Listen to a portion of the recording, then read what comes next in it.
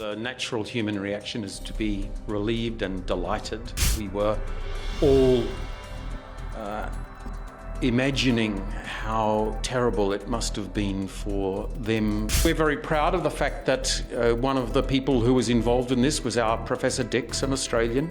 It's a matter of great pride to us that it's one of our nationals who has made this very big impact on this important event for India. All credit to him, Professor Dix.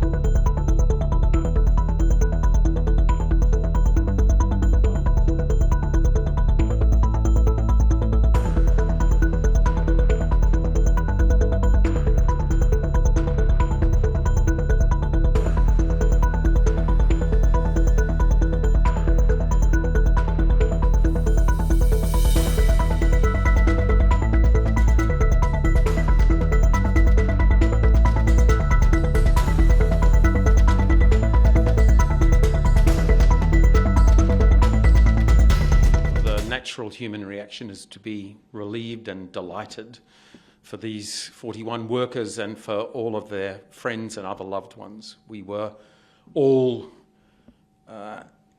imagining how terrible it must have been for them in this appalling situation and their families wondering what their fates would be, and how joyful we all feel and relieved that they are safe and sound and back in the arms of their loved ones.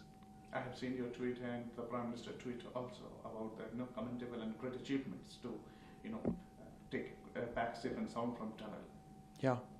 So we're very proud of the fact that one of the people who was involved in this was our Professor Dix, an Australian from the University in Brisbane, someone who has a huge expertise in issues related to tunnelling.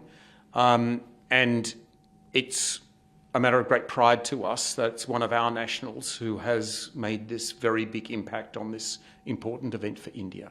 Are you aware of that the Professor Dix is going to participate in tunnel operations? Is there any communications earlier? No, to be honest, he chose to come to India off his own account. The Australian government wasn't involved in that.